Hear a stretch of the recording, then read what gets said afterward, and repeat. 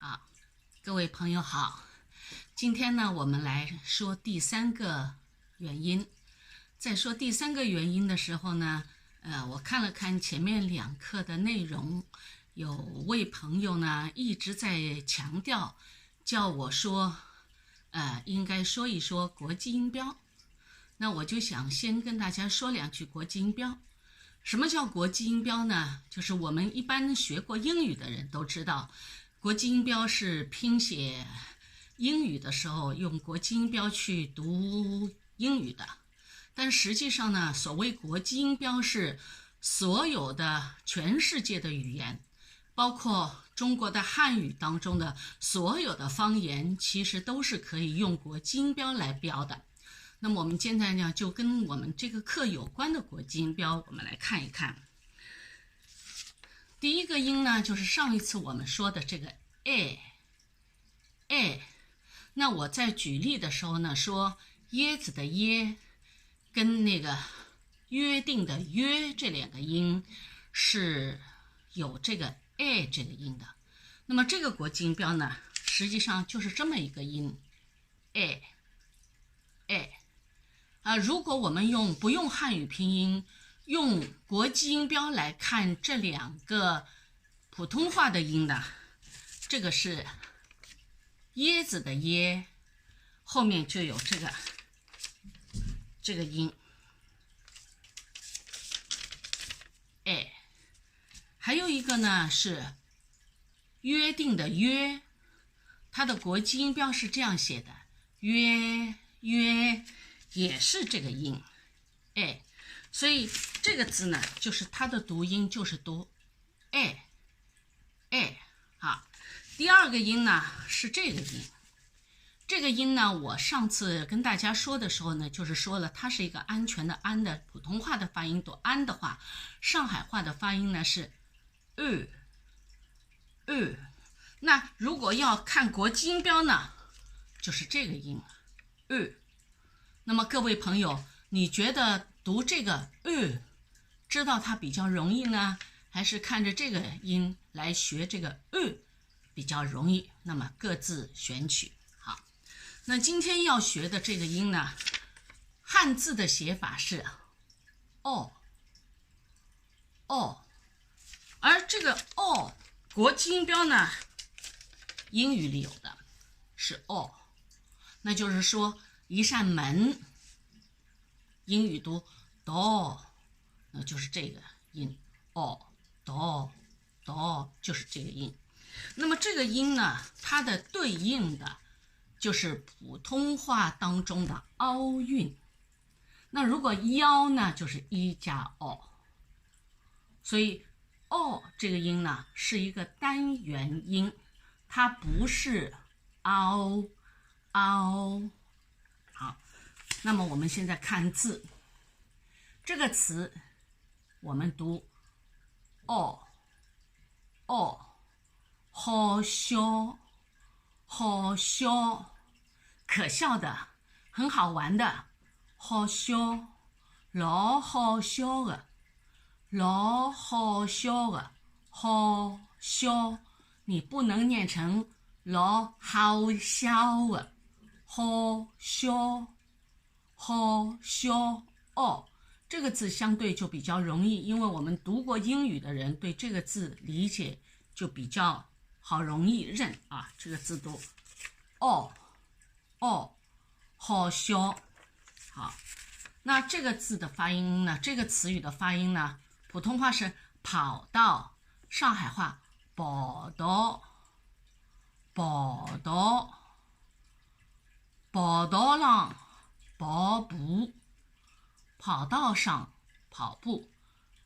普通话的上海话都是浪，跑道浪跑步，跑道浪去跑步，去是普通话的去，跑道浪去跑步，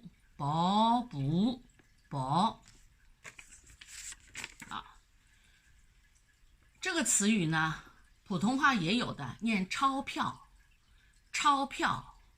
上海话呢，它读的是钞票，上一节课我们读的钞票算算，钞票算算。因为普通话当中的钱，上海话呢一般用的是金钱、金钱。你姓什么？我姓钱，我姓席。但是如果说多少钱，上海话不会说多少席，要说几钿、几钿，或者说几花钞票、几花钞票、钞票几花就是多少，钞票钱，几花钞票，钞票。好，这个呢念烧烤，普通话是烧烤，上海话读烧烤，烧烤。现在年纪轻的人比较喜欢吃这一类的食物，烧烤，阿拉去吃烧烤好吧？阿拉去吃烧烤好吧？吃烧烤，吃烧烤，吃。这个吃的发音有点像7个人的7，读得快一点，切开来的切，吃烧烤，吃烧烤，吃烧烤。好，这是这个词。再看这个人呢，也可以我们上海人也说的，伊老叨的，伊老叨的，唠叨，它都是发这个唠叨。当然，这个唠叨上海话还有一个词语很好玩的，叫饭泡粥。什么叫饭泡粥？就是上海人吃的饭的有2种，一种呢是吃的米饭，叫饭；一种呢，上海人直接用米烧，多放一点水烧的，这个叫粥。那么饭吃了剩下来了，加一点水把它煮开呢，就是泡饭。泡饭是上海人一般早上吃早饭，或者晚上吃晚饭，或者夏天的时候觉得胃口不太好，我们就吃一点泡饭。但是还有一种叫饭泡粥，那是什么意思呢？实际上这个东西是没有的，它的谐音就是谐这个人很唠叨。饭泡粥，把饭加水再去烧的，很多时候烧成了像粥一样的那个形状了，就叫一饭泡粥。那么这个饭泡粥其实不是真正的一个吃的东西，而是形容这个人话太多，太啰嗦啊，就是老叨的。好，这是唠叨。好，最后我们要学的这个词，就是再过1-2个月，高中生就要面临的高考。高低的高，考试的考，高考，参加高考，参加高考，参加高考。好，各位想一想，这个音现在会了吗？它念凹，就是凹下去，凹下去，凹。好，那么这个书里边呢是这一课单韵母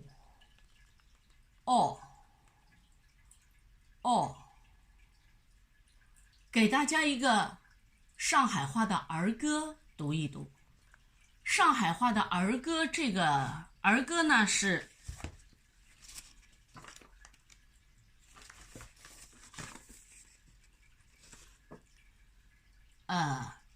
摇啊摇，摇到外婆叫，外婆叫我好宝宝。